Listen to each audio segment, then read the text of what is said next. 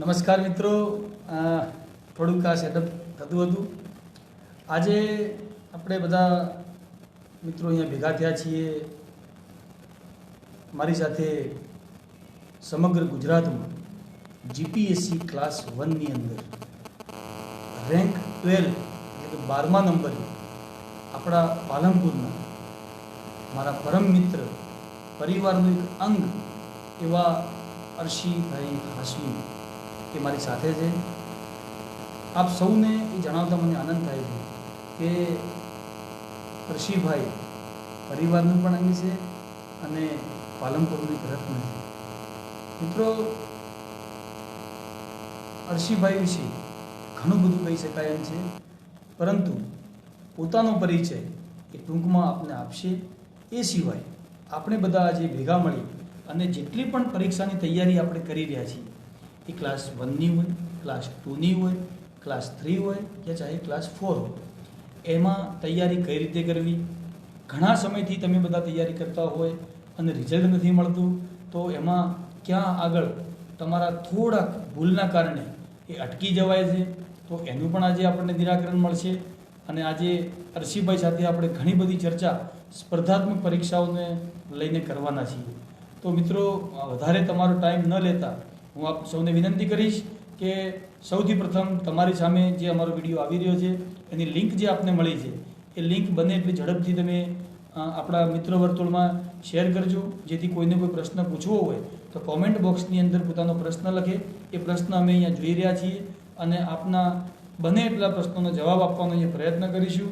અને મિત્રો, 30 સેકન્ડ જેવો સમય લઈ રહ્યા છીએ કે આપ બને એટલી ઝડપથી આ લિંક શેર કરજો, જેથી બને ત્યાં સુધી આપણે બહુ આગળ જઈ શકીએ અને બધાના પ્રશ્નોનું નિરાકરણ લાવી શકીએ.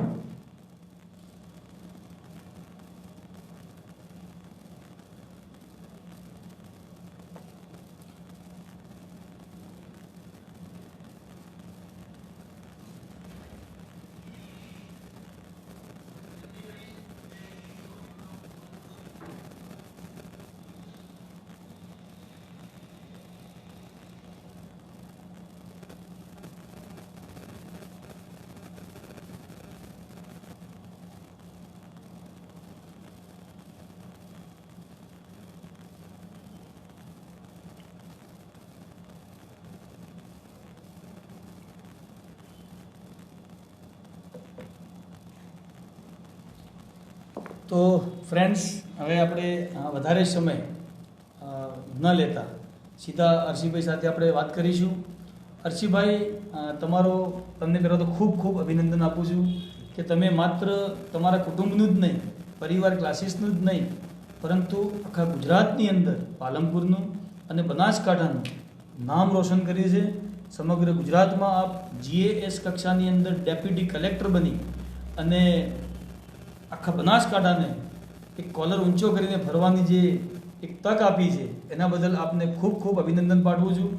અર્શીભાઈ, આપનો એક ટૂંકો પરિચય અને આપ વિશે થોડીક વાતો જે મારા વિદ્યાર્થીઓ, પરિવાર ક્લાસીસના વિદ્યાર્થીઓ અને સમગ્ર ગુજરાતના વિદ્યાર્થીઓ જે સ્પર્ધાત્મક પરીક્ષાઓની પરીક્ષા આપી રહ્યા છે, એ થોડુંક જાણવા માંગે છે.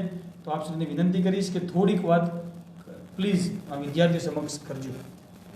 સૌથી પહેલાં તો આભાર, અને I would like to thank you and the whole Parivar classes કે આપે મને એક ઓપોર્ચ્યુનિટી આપી કે હું ડાયરેક્ટ જે સ્ટુડન્ટ્સ છે, જે બધા એસ્પિરન્ટ્સ છે, એ લોકો જોડે ડાયરેક્ટ ઇન્ટરેક્શન કરી શકું. અને સાથે સાથે એ લોકોની જે બી એક્ઝામથી લાગતી ક્વેરી છે કે how to prepare, what are the pitfalls and what are the mistakes, એનો ડાયરેક્ટ ઇન્સ્ટાગ્રામ અને ફેસબુક થ્રુ એના ડાયરેક્ટ જવાબ આપી શકું.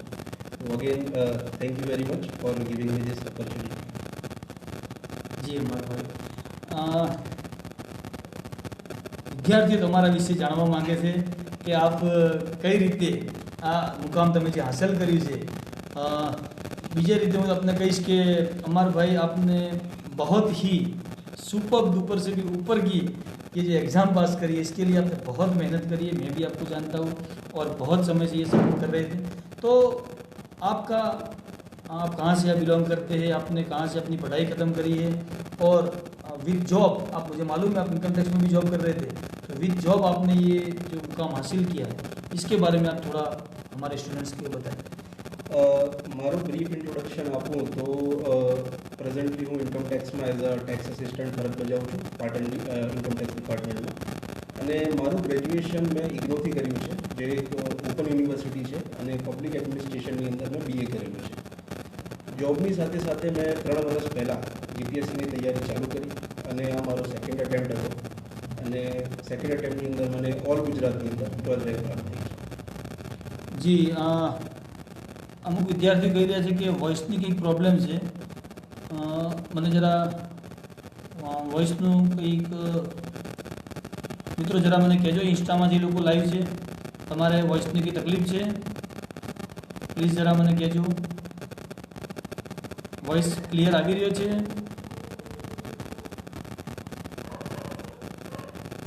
મતલબ વોઇસ ધીમો આવી રહ્યો છે કે વોઇસ આવી જ નથી રહ્યો?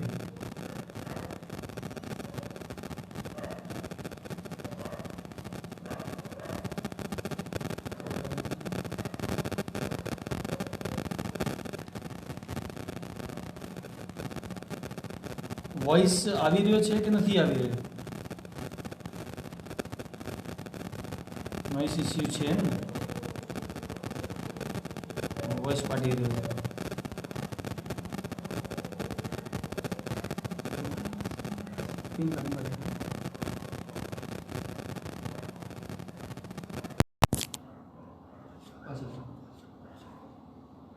મિત્રો હવે જરાક આવે છે વોઇસ બરોબર કે એમાં તકલીફ છે?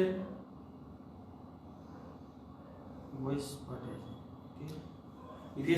ફેસબુકમાં કોઈ પ્રોબ્લેમ છે? વોઇસમાં ક્લિયર આવે છે ફેસબુકમાં? હા, થોડો ધીમો આવે છે. જી ઠીક છે. હવે બરાબર આવે છે?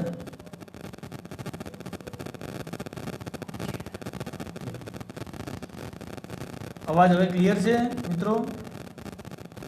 વોઇસ ક્લિયર નથી આવતો. એક કામ કરો, એ લગાવ્યા પછી ઓકે, હા હવે કમ્પ્લીટ. ઓકે, વોઇસ બધાને ક્લિયર આવે છે હું માની લઉં છું. જી okay, thank you very much. થોડીક જ્યાં તકલીફ પડી એના બદલ સૌની માફી માગું છું. અને મિત્રો ફરી આપણે અમરભાઈને હું ફરીથી કહું છું કે અમરભાઈ, વોઇસનો થોડીક પ્રોબ્લેમ હતી, તો આપ શ્રી ફરી આપની જે વાત જે આપણે કરી છે, તો અગેન વોઇસ પ્રોબ્લેમ થઈ રહ્યો છે. મને લાગે આ આગળ ના.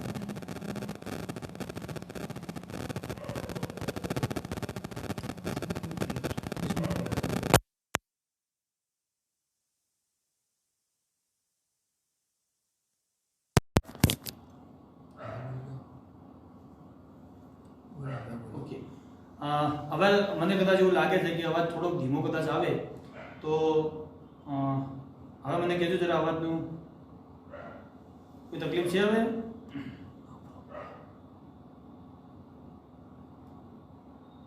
અવાજ હવે આવે છે કે બંધ થઈ ગયો છે? કમ્પ્લીટ? Okay, thank you. હું ફરી પાછું અમરભાઈને કહીશ કે અમરભાઈ, અમે થોડુંક વોઇસ થોડુંક જોરથી બોલીશું, અને અમરભાઈને ફરી પાછું કહીશ એક વખત કે તમે તમારા વિશે થોડીક માહિતી શેર કરજો વિદ્યાર્થીઓ સાથે. જી અમર.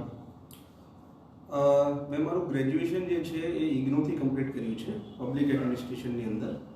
અને છેલ્લા 5 વર્ષથી ઇન્કમ ટેક્સ ડિપાર્ટમેન્ટમાં પાટણની અંદર એઝ અ ટેક્સ આસિસ્ટન્ટ ફરજ બજાવું છું. અને છેલ્લા 3 વર્ષથી આ GPSC ક્લાસ 1ની પ્રિપેરેશન કરતો. અને આ મારા સેકન્ડ એટેમ્પમાં મારું ક્લિયર થયું છે, જેમાં મને ઓલ ગુજરાતમાં રેન્ક 12 પ્રાપ્ત થઈ છે. જી, વેરી ગુડ. અને તમે અમરભાઈ થોડુંક તમારા નેટિવ પ્લેસ વિશે અને થોડુંક તમે જે મતલબ આ તૈયારી કરતી વખતે મતલબ બિલકુલ સ્મૂથલી તમે તૈયારી કરી છે, યા ભાઈ તમને પણ આ તકલીફ મતલબ કોઈ આ તૈયારી કરવામાં તકલીફો પડી છે, કઈ ટાઈપની તકલીફ તમે ફેસ કરી અને આ મુકામ સુધી પહોંચ્યા છો, તો વિદ્યાર્થીઓને થોડીક આ વાત તમે કરો, તો જેના લીધે એમને પણ જો આવી કોઈ તકલીફો હોય તો તકલીફને ઇગ્નોર કરી કઈ રીતે કરવી, અને એ તકલીફ હોવા છતાં પણ એક્ઝામ ક્લિયર કઈ રીતે કરવી, ફોકસ એક્ઝામ ઉપર કઈ રીતે રાખવું, એ આ વિદ્યાર્થીઓને થોડું નોલેજ મળે, એના માટે અમરભાઈ થોડીક સલાહ સૂચન આપશું. મને જે મારી જોબ મળી ઇન્કમ ટેક્સની અંદર એ ક્લેરિકલ જોબ હતી, અને મેં 10+2ના બેઝ ઉપર જ એક્ઝામ ક્લિયર કરી હતી. તો મારું ગ્રેજ્યુએશન પણ બાકી હતું જ્યારે મારી જોબ લાગી. તો એ માટે મેં ઇગ્નોથી જ કર્યું, જે કે એક એક્સટર્નલ યુનિવર્સિટી છે. 2015ની અંદર મારો જ્યારે ગ્રેજ્યુએશન થયો ત્યારે already I had a job in income tax department. તો 3 વર્ષ સુધી તો મેં એઝ અ ક્લેરિકલ જોબ જ કન્ટિન્યુ કરી and I was totally satisfied with the job સ્ટાર્ટિંગની અંદર. પણ પછી મને લાગ્યું કે 2018ની અંદર કે ભાઈ મારે થોડું એમ વધારે એફર્ટ આપવું જોઈએ અને આ સિવિલ સર્વિસીસ માટે પ્રિપેરેશન કરવી જોઈએ. એમ તો મેં જ્યારે ઇન્કમ ટેક્સમાં જોઈન કર્યું એનાથી પહેલાં જ મેં પબ્લિક એડમિનિસ્ટ્રેશન એના માટે જ મારું ગ્રેજ્યુએશનનું સબ્જેક્ટ રાખેલું કે આગળ મારે આઈએએસ અને આ સિવિલ સર્વિસીસની પરીક્ષા આપવી છે. બટ પ્રિપેરેશનની અંદર આ 3 વર્ષનું મને થોડું એમ જોબની અંદર I was not able to cope with my job. તો 2018માં પ્રિપેરેશન ચાલુ કરી અને જ્યારે મેં ચાલુ કરી at that time I was totally nil. એટલે બિલકુલ 6ઠ્ઠી ક્લાસની જે એનસીઆરટી છે એ મેં 2018માં વાંચવાનું ચાલુ કર્યું.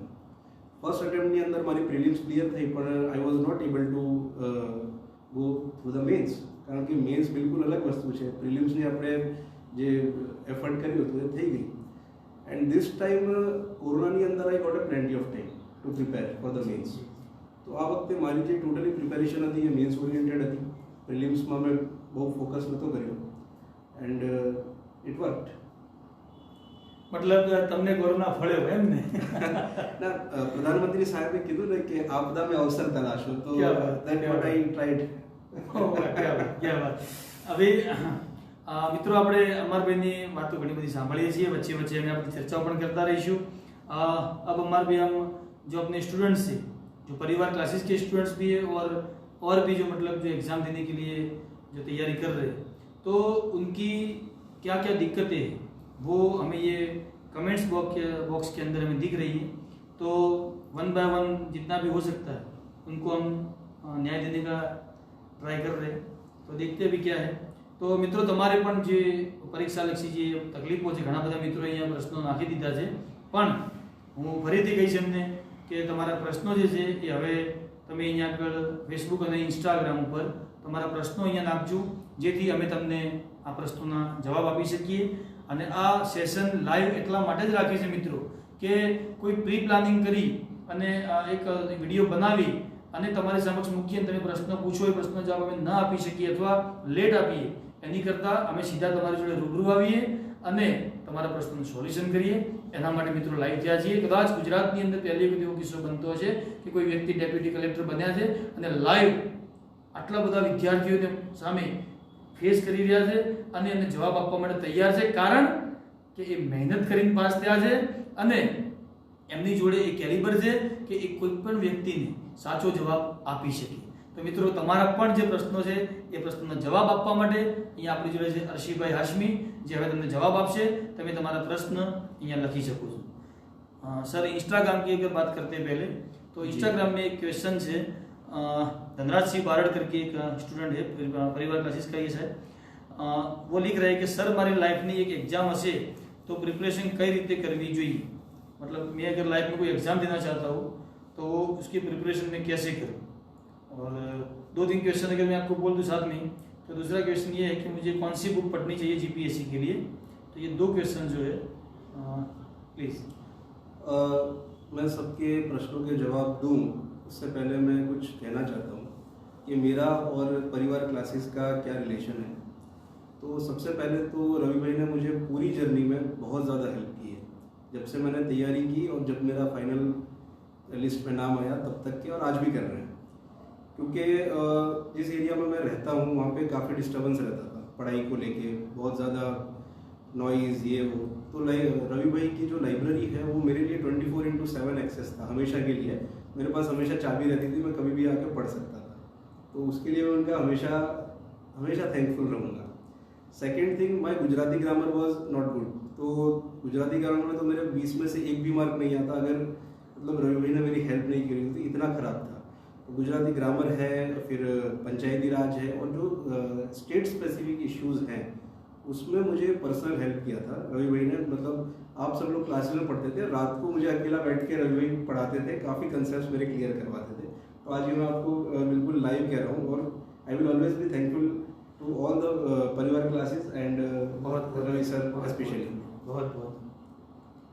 हाँ, तो फर्स्ट क्वेश्चन वॉज क्या नाम था? वो धनराज सिंह बारड़ है, हाँ। और दूसरा क्वेश्चन भी एक धनराज सिंह, मैं ये बोलूँगा कि आपको सबसे पहले कोई भी गोल सेट करना होगा कि आपको कौन सी एग्ज़ाम की तैयारी करनी है ना, कि आपको कोई क्लास 1 क्लास 2 करनी है, आपकी अभी क्या क्वालिफिकेशन है, आपने 12th किया है, आपने ग्रेजुएशन किया है या कोई टेक्निकल किया है, तो पहले आप एक गोल सेटिंग कर लो कि भाई मेरे को ये एग्ज़ाम की तैयारी शुरू करनी है। उसके बाद उसका सिलेबस आप देखो कि भाई क्या पूछाता है, और એના જે પ્રીવિયસ યરના પેપર છે તમે એને રિફર કરો કે ભાઈ કયા પ્રકારના પ્રશ્નો પૂછાય છે. After that you will gate an idea કે ભાઈ એક્ઝામમાં શું પૂછાય છે, એનું કટ ઓફ કેટલું આવે છે, કયા પ્રકારના પ્રશ્નો છે. તો goal setting is very important. Okay जी. फेसबुक के क्वेश्चन लेते हैं कुछ. तो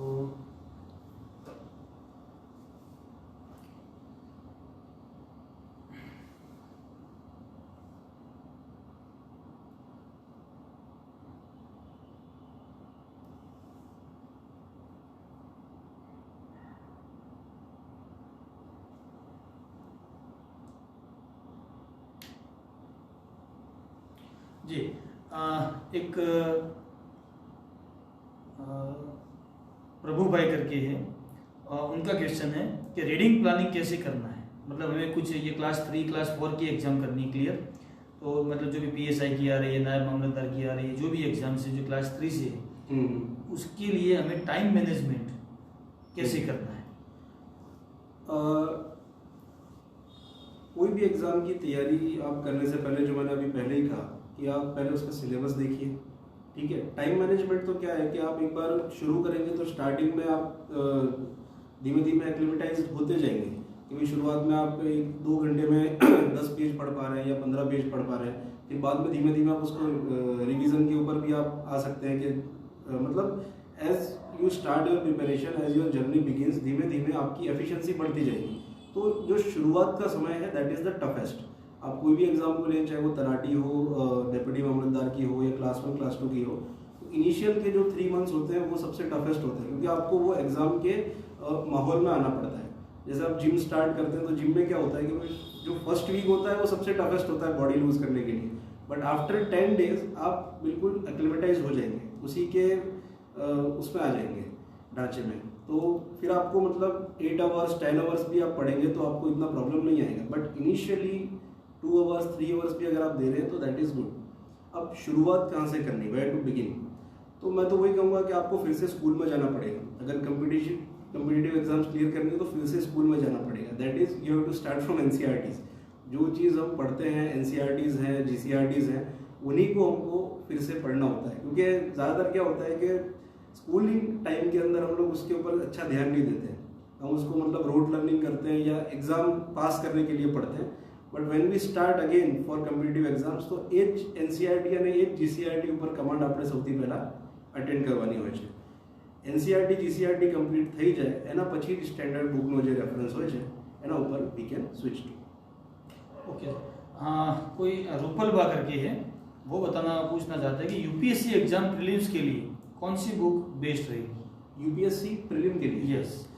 देखो UPSC प्रीलिम के लिए है या GPSC प्रीलिम के लिए है, आपके पास मतलब बुक लिस्ट अवेलेबल है. आप YouTube के ऊपर सर्च करेंगे, जितने भी टॉपर्स हैं, जितने भी बड़े फैकल्टीज़ हैं, सबके वीडियोस हैं. आज मतलब इंफॉर्मेशन की कमी नहीं है.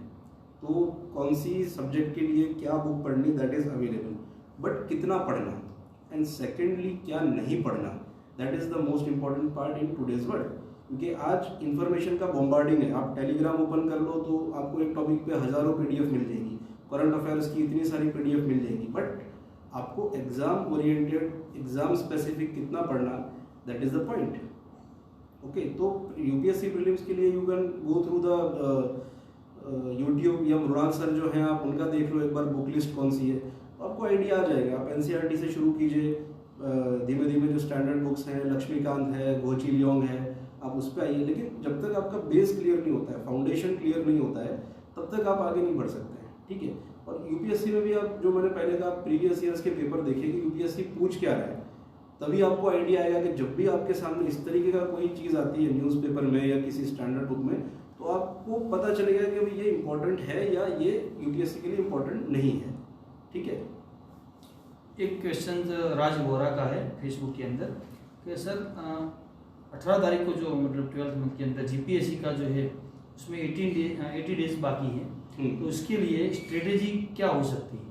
ठीक है, जो एग्ज़ाम अभी 12th मंथ में आने वाली है, तो उसके लिए अभी 80 डेज बाकी है, तो उसकी स्ट्रेटेजी मतलब किस तरीके से आज से अगर किसी को पढ़ना शुरू करना है तो वो क्या स्ट्रेटेजी बना सकता है? राज वोरा के 2 क्वेश्चन है। राज वोरा का एक 80 डेज की strategy and second was importance of mock test. मैं दोनों के जवाब देता हूँ।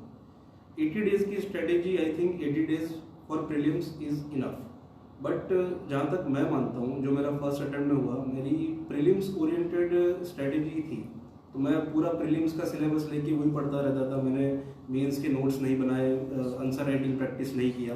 तो प्रीलिम्स अगर आप पूछ रहे हैं तो प्रीलिम्स 80 दिन में हो सकती है। मैं बताता हूँ कैसे।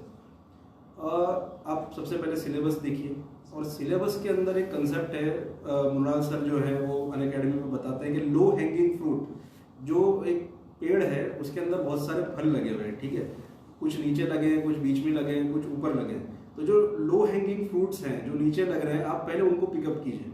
मतलब जो जो टॉपिक्स हैं जिसमें आप अच्छे हैं, या जो इजी टॉपिक्स हैं, जैसे कि मैथ्स है, रीजनिंग है, वहाँ पे आप मार्क्स ला सकते हैं। कम पढ़ाई करके ज़्यादा क्वेश्चंस आते हैं। या आप मान लो कि एक टॉपिक लिखा है कि गुजरात ना राजा हो, या उनकी जो गुजरात हिस्ट्री है, that is one topic, but you have to read 50 pages 60 pages for that single topic. कुछ ऐसे टॉपिक है जो आपको 1-2 पेज के अंदर ही पढ़ के क्लियर हो जाएंगे। तो ट्राई करो कि जो लो हैंगिंग फ्रूट है वो सिलेबस में पहले कवर करो, और जो ऐसे टॉपिक हैं हार्ड वाले, उनको बाद में आप कवर करो। तो इसको हम कहते हैं कॉस्ट बेनिफिट देखना। तो आप सिलेबस का कॉस्ट बेनिफिट देखो, कौन सा कम समय में होता है, पहले उसे करो, और बाद में आप जो हार्ड वाले क्वेश्चन है आप बाद में उस पर जाइए। जी, खूब खूब धन्यवाद हर्षित भाई। બીજા એક બે વિદ્યાર્થીઓને આપણે જો ક્વેશ્ચન લઈએ। एक मिनट, राज वोरा का वन क्वेश्चन था मॉक को लेके। राज, मॉक बहुत इंपॉर्टेंट है, लेकिन मैं आपको एक और चीज़ बताता हूँ। मॉक आपको अभी से नहीं लगानी है। जो स्ट्रेटेजी रहती है कि आपको पहले और सिलेबस कंप्लीट करना है, उसके बाद ही आपको मॉक लगानी है। आपका 1-2 बार आप रिवीजन कर लें, बाद में मॉक लगाइए। आजकल क्या होता है, जो नए स्टूडेंट्स हैं, जिनको हम सीनियर प्लेयर्स निब्बाज बोलते हैं, मतलब आशिक टाइप, है ना, जो unexpected fall in love type, तो वो क्या करते हैं, पहले दिन से ही, मतलब मैं तो रोज के 20-25 मॉक लगा रहा हूँ। आपने अभी सिलेबस कवर किया नहीं है, 1-2 टॉपिक किए, और डेली का आप अगर एमसीक्यू सॉल्व करेंगे तो मतलब आपको खुद एक इन्फीरियरिटी कॉम्प्लेक्स आएगा कि मेरे से तो हो ही नहीं रहा है। फिर आप बैड माउथिंग शुरू कर देंगे कि यार ये एग्जाम तो अपने करनी नहीं है, अपने काम की नहीं है। तो first complete the syllabus, revise it 2 to 3 times, और लास्ट में आप एग्जाम से पहले मॉक लगाइए। And mocks are very important, very very important, आपको देना ही है।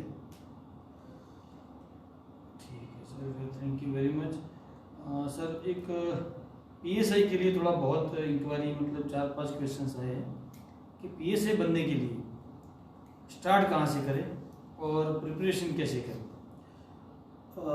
देखिए, पीएसआई के लिए मैं कहूँगा कि मैंने कभी पीएसआई के लिए अटेम्प्ट नहीं दिया है, मैंने उसका प्रयास भी नहीं किया है। तो मैं चाहता हूँ कि रवि सर ने बहुत सारे पीएसआई क्लियर करवाए हैं, कांस्टेबल पीएसआई, तो आप अगर इसका जवाब देंगे तो I think it would be better. ठीक है, देखिए મિત્રો, આપણે પીએસઆઈની જ્યારે વાત કરતા હોઈએ કે ભાઈ ટૂંક સમયમાં પીએસઆઈની અને કોન્સ્ટેબલની પણ ભરતીઓ ટૂંક સમયમાં આવી જ રહી છે। હવે તો ઓફિશિયલ નોટિફિકેશન પણ આવી ગઈ છે કે નવેમ્બરમાં કદાચ દોડ હશે। તો સૌથી પહેલી તો હું તમને બધાને એક વાત કહીશ કે પીએસઆઈની દોડના ગ્રાઉન્ડમાંથી 50 માર્ક્સ લેવાના છે। સૌથી પહેલાં એ 50 માર્ક્સ કઈ રીતે લેવા એ પ્રિપરેશન કરવાની સૌથી પહેલી, કારણ કે હજી ક્વોટ મેટર છે, ખબર નહીં કેટલા જણા લે છે કેટલા નહીં લે, તો આપણે તો દોડની અંદર પૂરેપૂરા માર્ક્સ લેવાના જ રહ્યા। જો એ 50 માર્ક્સ તમે કવર કરો છો તો એના પછી જે સ્કોરિંગ સબ્જેક્ટ છે કે જેની અંદર તમે પૂરેપૂરા માર્ક્સ લાવી શકો છો, અને એ પણ બિલકુલ થોડીક તૈયારી કરીને, પણ બિલકુલ એ તૈયારી આપણે કેવી કરવી પડશે કે એને ટાઈમ મેનેજમેન્ટથી અને ડેલી એને કીપ રિવિઝન કરીને। ફોર એક્ઝામ્પલ, જેમ કે પીએસઆઈની અંદર લો છે, તો કાયદો જે આપણો વિષય છે, કાયદો એવો વિષય છે કે અમુક જ બુક તમે જો એના અંદરથી અમુક વસ્તુઓ વાંચો છો, જે બી મતલબ આઈપીસી છે, સીઆરપીસી છે, એમબી એક્ટ છે, જીપી એક્ટ છે, મતલબ જે પણ નવું કાયદા છે અને બંધારણ છે ઓબ્વિયસલી, તો એ 100માંથી તમે ઇઝીલી 90 to 95 પહોંચી શકો છો। 100માંથી ઇઝીલી 90 to 95, અને દોડના 50 માર્ક્સ, તો દોડ તમે 140 માર્ક્સ તો તમે એમને પહોંચી શકો એમ છો। એ સિવાય તમને ધારો કે ઇંગ્લિશ નથી ભાવતું તો નો પ્રોબ્લેમ, તમે ઇંગ્લિશના સાઈડમાં મૂકી દો, પણ ગુજરાતી તો ભાવે ને, ગુજરાતી પણ ના ફાવે, ગુજરાતી ફાવી શકે, રિઝનિંગ આવડે, તમે ગ્રામર કરી રહ્યા છો, કરંટ અફેર્સ કરી રહ્યા છો, તો હું એવું માનું છું ચોક્કસ કે જે સ્કોરિંગ સબ્જેક્ટ છે એને સૌથી પહેલાં લેવા જોઈએ. અને જે સબ્જેક્ટ્સ એવા છે કે જે ગમે એટલું વાંચશો તો પણ કઈ વસ્તુ ક્યાંથી આવશે ખબર નથી, તો એ સબ્જેક્ટ વાંચવા તો પડશે જ, પણ એ સબ્જેક્ટને થોડા પાછળ રાખીએ અથવા રોજ 1-2 કલાક એને આપીએ, જ્યારે સ્કોરિંગ સબ્જેક્ટને થોડો વધારે સમય આપી અને એને ક્લિયર કરવાનો પ્રયત્ન કરીએ તો ચોક્કસ પીએસઆઈની એક્ઝામ, હું એવું ચોક્કસ માનું છું કે પીએસઆઈની એક્ઝામમાં કશું જ નથી, બિલકુલ ઇઝીલી પીએસઆઈની એક્ઝામ પાસ કરી શકાય. પણ એક ટાઈમ મેનેજમેન્ટ, એક તમારું બુક મેનેજમેન્ટ અને સાથે સાથે રિવિઝન, આ સૌથી મહત્વની વાત છે. બહુ જ ઇઝીલી પીએસઆઈની એક્ઝામ પાસ કરી શકાય છે. હું ચોક્કસ આ વાતને સમર્થન આપું છું. અહીંયા બીજા Jayesh Chauhan is asking NCERT की बुक पढ़े या गुजरात की जीपीएससी के लिए. मतलब I think you are asking GPS NCERT वांचिए कि जीसीईआरटी वांचिए, राइट? जो आज की तारीख में any one of them, not both, that is the only thing I can say. कारण के GCERT is almost similar to NCERT. તમને જે પણ કમ્ફર્ટેબલ રહે બંનેમાંથી કોઈ પણ એક. ઓકે. અહીંયા એક મિત્રનો પ્રશ્ન છે મકવાણા ભાવેશનો કે સર સ્માર્ટ વર્ક કરવું બધા કહે છે પણ કેવી રીતે કરવું એ કોઈ કહેતું નથી, આપ એના વિશે થોડુંક કહો. ઓકે, સ્માર્ટ વર્કની અંદર એવું છે કે જો hard work is the first priority, hard work તો જોઈએ જ જોઈએ, પણ સાથે સાથે આપણે સ્માર્ટ વર્ક પણ કરવું જોઈએ. સ્માર્ટ વર્કનું હું તમને એક એક્ઝામ્પલ આપું તો કેવું છે કે ફોર એક્ઝામ્પલ કરંટ અફેરનું પણ એક ક્વેશ્ચન છે કે કરંટ અફેર કઈ રીતે મેનેજ કરવું.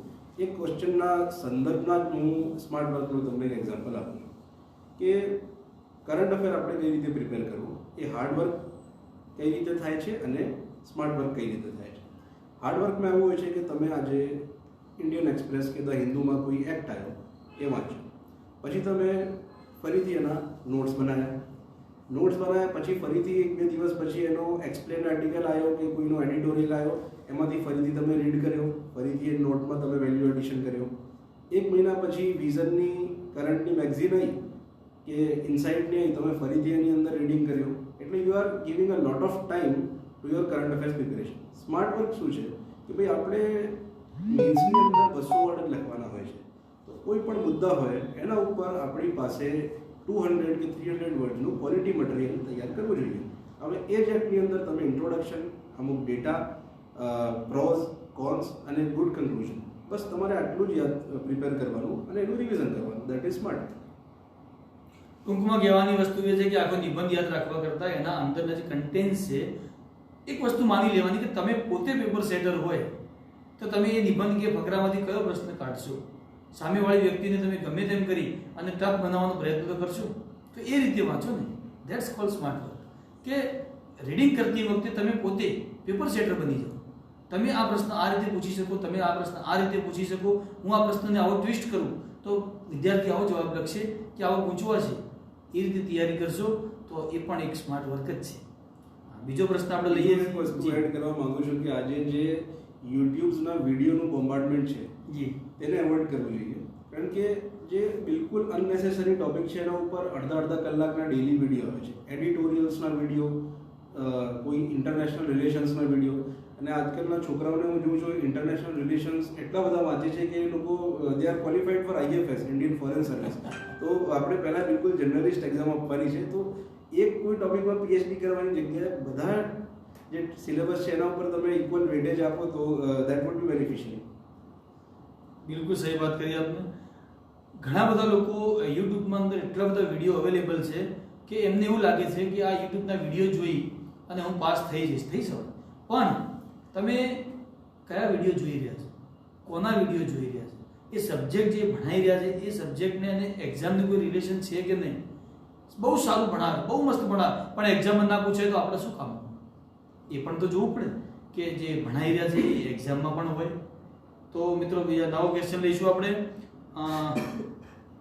धवल भाई करके कोई है, सर मुझे पावरफुल पोजीशन चाहिए पर मैं मेरे माइंड को वैसे सेट नहीं कर पाता, तो मैं अपने माइंड को कैसे सेट करूं? मतलब माइंड सेट कैसे करना है पढ़ाई के लिए? माइंड सेट के लिए मैं 2 चीज़ बोलूँगा. एक है मोटिवेशन और एक है डिसिप्लिन, जो कि मैं हर बार बोलता हूँ. मोटिवेशन क्या होता है कि आज आपने किसी टॉपर का देखा कि आज यूपीएससी का रिजल्ट आया, जीपीएससी का रिजल्ट आया, तो आप एक दिन 2 दिन के लिए आप मोटिवेटेड रहते हो, you give your effort, you read 10 hours a day, 12 hours a day, but थोड़ा समय પછી શું થાય કે તમારી એ કેપેસિટી ઓછી થતી જાય, ચોથા દિવસે 8 કલાક, પછી 6 કલાક, પછી 4 કલાક અને પછી ગુલ્લી થઈ જાય છે. તો આને કહેવાય મોટિવેશન. બટ તમે કીધું કે આ ભાઈ સારી પોસ્ટ માટે શું કરવું જોઈએ, તો એમાં ડિસિપ્લિનની જરૂર છે.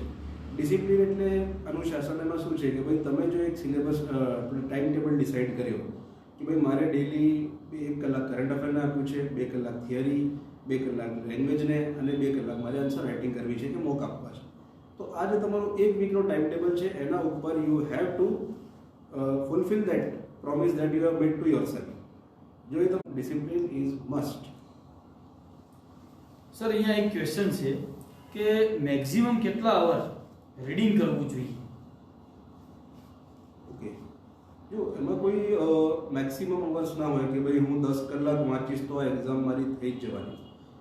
ઇટ ડિપેન્ડ્સ કે વોટ આર યુ રીડિંગ, તમે શું વાંચી રહ્યા છો અને હાઉ આર યુ રીડિંગ, કે તમે રિવિઝન એનો પ્રોપર કર્યું છે, તમે એની આન્સર રાઇટિંગ કરી છે, તો ટાઈમ મેનેજમેન્ટ, તમે ટાઈમ કઈ રીતે ઇન્વેસ્ટ કરી રહ્યા છો, દેટ ઇઝ ઇમ્પોર્ટન્ટ. પણ જનરલી વાત કરું તો 6 to 7 hours તો રિક્વાયર્ડ છે જ, કે જે તમારી ક્લાસ 1ની પ્રિપેરેશન છે, તો એટલીસ્ટ તમારે 6 થી 7 કલાક તો જો પ્રોપર તમે ઇન્વેસ્ટ કરો છો તો આપવા જ પડે છે. આ ક્વેશ્ચનનો જવાબ હું પણ આપવા માંગીશ કે કેટલા કલાક વાંચવું જોઈએ. હું એવું માનું છું ચોક્કસ, સાહેબે પણ વાત બિલકુલ સહી કરી છે કે ભાઈ 6 થી 7 કલાક હોવું જોઈએ. હું સાહેબની વાતને પણ સમર્થન આપું છું. અને બીજી વાત એ પણ કરું છું કે જો તમે રીડિંગ કરવા જ બેઠા છો તો એ રૂમમાં ઘડિયાળ જ ના હોવી જોઈએ. તમે જ્યારે વાંચવા જ બેઠા છો તો ઘડિયાળને શું લેવા દેવા? તમે કોઈ ટોપિક લઈને બેઠા છો તો એ ટોપિકને તમે કલાકોમાં કન્વર્ટ કરવા માંગો છો. તમે એ ટોપિક લઈને બેઠા છો તો એ ટોપિક પૂરો ન થાય ત્યાં સુધી તમારી જોડે ટાઈમ હોવો જોઈએ. That's it. તમે 6 કલાક, 7 કલાક, 10 કલાક, 15 કલાક, ડઝન્ટ મેટર. તમે જે વસ્તુ લઈને બેઠા છો એને પૂરી કરો. ઘડિયાળ સામે નજર ના જાય, તમને ભૂખ ના લાગે, તમને સૂર્ય દેખાવાની ઈચ્છા ના થાય તો સમજો કે you are on right track. તમે પાસ થવાના જ છો. આ ચોક્કસ હું આ સ્ટ્રેટેજી માનું છું. જી સર, એક વાત બીજી કરીશ કે સર ટોપિક વાંચતા વધારે સમય લાગે છે, શું કરવું કંઈ સમજાતું નથી. રાજપૂત જસવંતસિંહ છે, એમને એક પ્રશ્ન છે આવે કે ટોપિક વાંચતા તમને સમય થોડો વધારે લાગી જાય.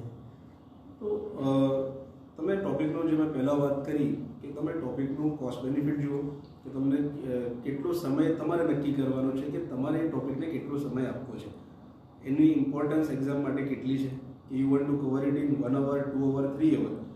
એક વખત રિવિઝન, સેકન્ડ વખત revision, and that is over.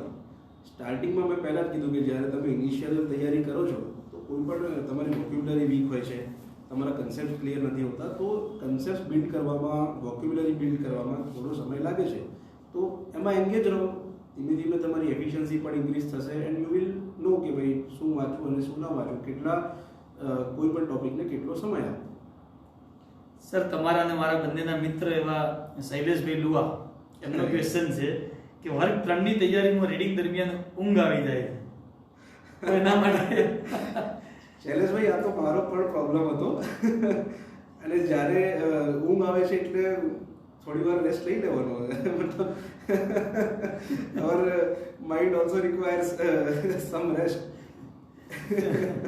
પણ યુ હેવ ટુ થિંકિંગ, જાગવું તો પડે છે, otherwise it is not possible. Shaileshbhai, તમે તો મેરિડ છો, તમે તો ઊંઘ આવી જ નથી. શેની ઊંઘ આવે? તૈયારી કરશો નહીં થાય ચોક્કસ. અમુક વાર એવું હોય છે કે જે ઊંઘ આવે છે ને એ પ્લેસ ઉપર પણ હોય છે કે કોઈ એવી જગ્યા હોય છે કે ભાઈ મને અહીંયા ઊંઘ આવે છે, you can change your place of study. કે ભાઈ લાઇબ્રેરીમાં ટ્રાય કરો તો લાઇબ્રેરીમાં બધા લોકો જાગતા હોય તો તમને પછી ઊંઘ ના આવે. તો ધીસ યુ કેન ટ્રાય છે. એક ક્વેશ્ચન છે દિનેશભાઈનો છે કે જીપીએસસીની મુખ્ય પરીક્ષામાં લખવાની સ્પીડ તમે કઈ રીતે વધારી શકો? લખવાની સ્પીડ આપણે જે મોક ટેસ્ટ છે એ બેસ્ટ છે કે આપણે જે એનાલિસિસ કરીએ છીએ એ મોકની અંદર થઈ જાય છે.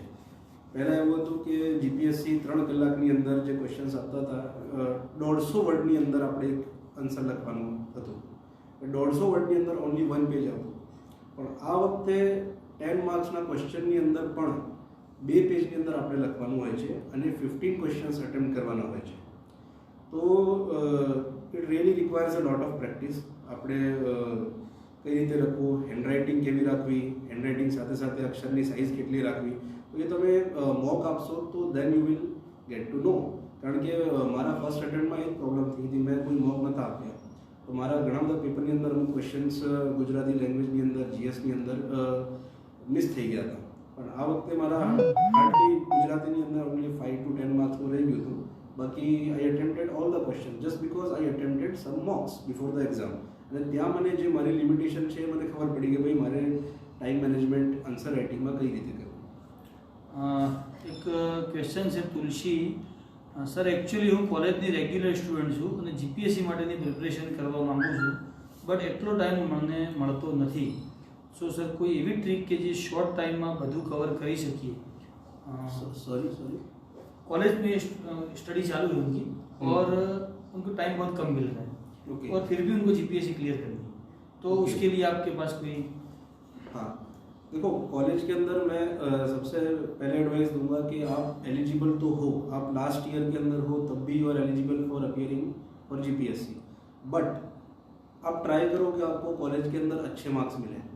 उसका रीज़न ये है कि जीपीएससी के अलावा भी गवर्नमेंट बहुत सारी एग्ज़ाम्स लेती है और उसके अंदर फाइनल आपके जो कॉलेज के मार्क्स हैं उसमें एक मिनिमम रिक्वायरमेंट है.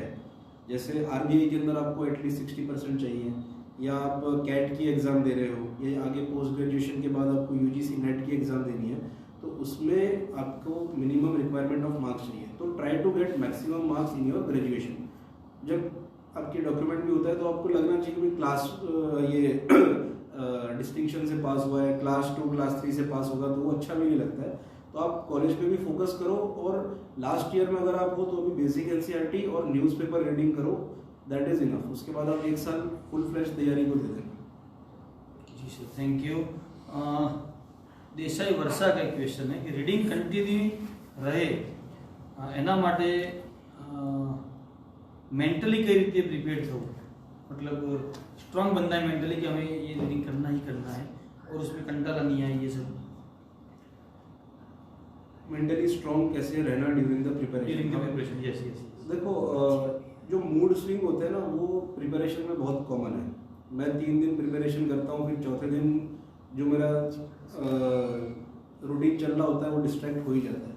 मेरे साथ नहीं, जितने भी टॉपर्स हैं अगर कोई ऐसा बोल दे कि मैं 100% फोकस था, I was 100% focus all the time, तो दैट इज रॉन्ग.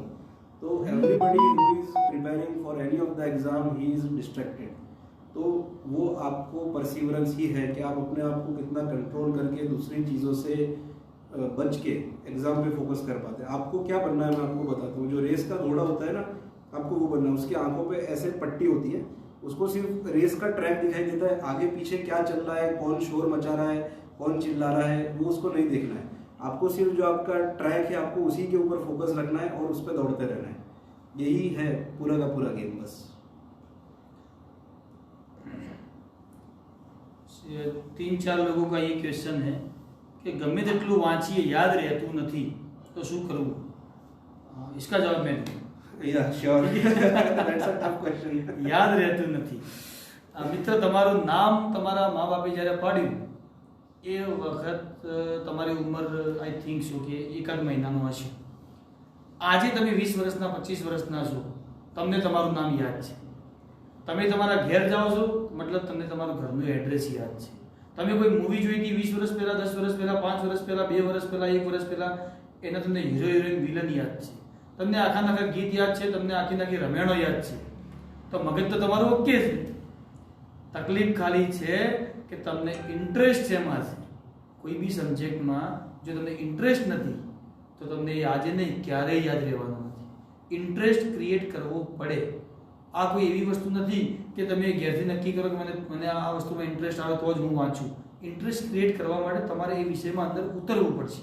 એ વિષયમાં અંદર ઉતરવા માટે તમારે ડીપલી રીડિંગ કરવું પડશે અને સમજવું પડશે કે આ વિષય છે શેના માટે.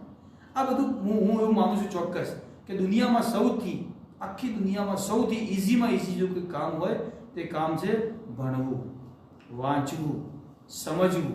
આ સૌથી ઈઝી છે. તમારે કોદાળી પાવડા લેવા નથી, તમારે બિઝનેસના અંદર કેટલું માઇન્ડ રાખવું પડે, નુકસાન ન થઈ જાય, કોમ્પિટિટર આગળ ના નીકળી જાય, તમારો બિઝનેસ બંધ ના થઈ જાય, નોકરી કરતા હોય ટાઈમસર પહોંચવું છે, આ કામ કરવું છે, કોઈ નુકસાન ના થઈ જાય, કેટલા ટેન્શન, ઘર ચલાવવું છે, કેટલા ટેન્શન.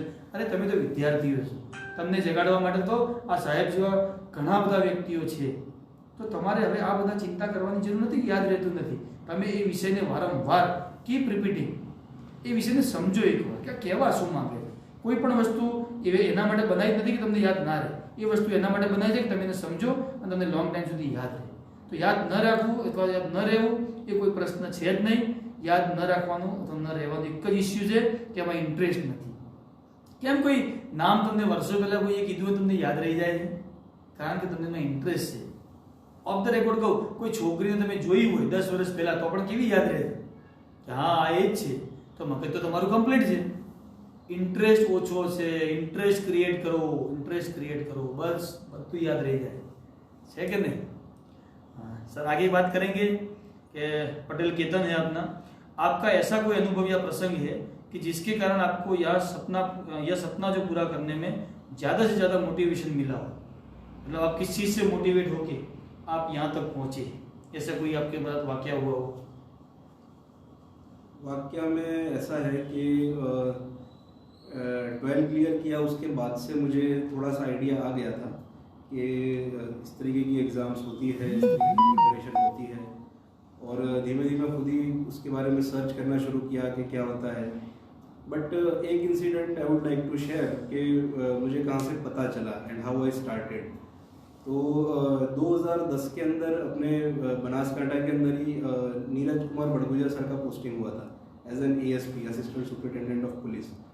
और जब वो छोटी बाज़ार जो हमारा एरिया है तो वहाँ पे बंदोबस्त में से एक बार निकले तो at that time I saw him कि ये IPS वाली पोजीशन होती है.